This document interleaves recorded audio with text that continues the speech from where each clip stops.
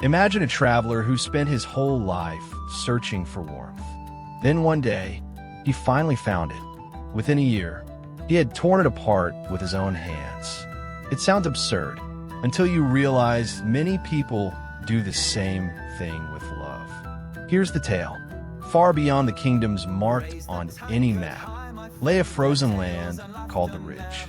Its people survived brutal winters by believing warmth was something no one could afford to give away. Children learned that lesson early. If they cried, they were told to endure. If they reached for comfort, they were told to stand alone. Among them lived a quiet boy named Eldon. No one ever told him he was lovable, only how he could become less troublesome, less emotional, less himself. As he grew older, those voices became his own. Even after leaving the Ridge, he carried its winter inside him. One evening, exhausted from wandering, he collapsed outside the cottage of an old weaver. Without asking who he was, she draped a golden coat across his shoulders.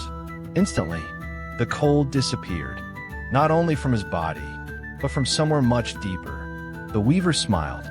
This coat is alive. The more you trust it, the warmer it becomes.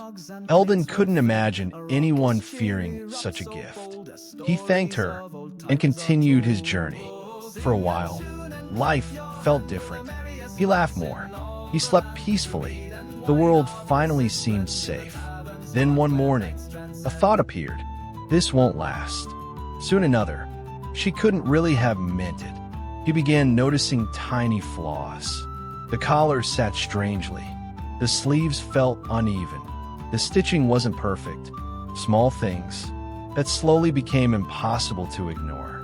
One night, he took out a small knife. He cut a single thread. Nothing happened. So he cut another, then another. Every cut eased the strange panic inside him. Weeks passed. The more the coat protected him, the more he damaged it, until one bitter evening, he stood above a ravine, looked at the shredded coat, and threw it away.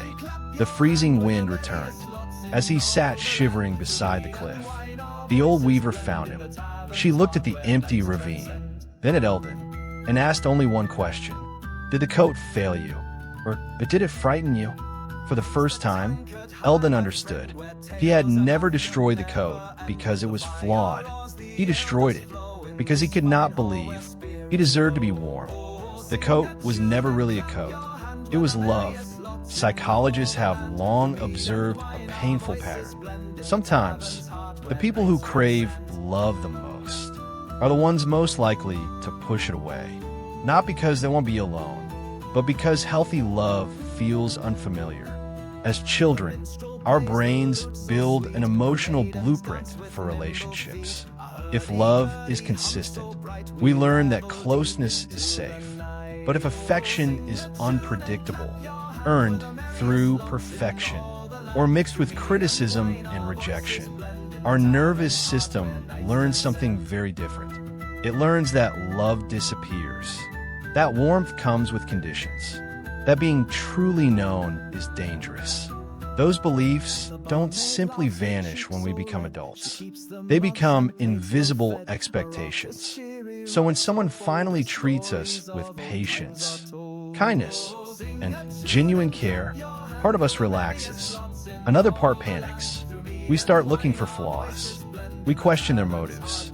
We create distance.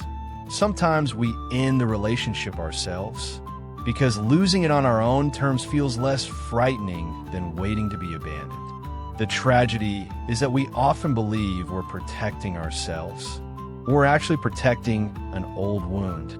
So the next time you feel an urge to run from someone who has done nothing but care for you, pause for a moment. Ask yourself one question.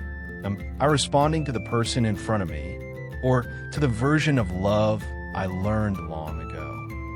Because sometimes, the greatest threat to love isn't rejection. It's believing deep down that you were never meant to keep it. And that is the psychology beneath the tale.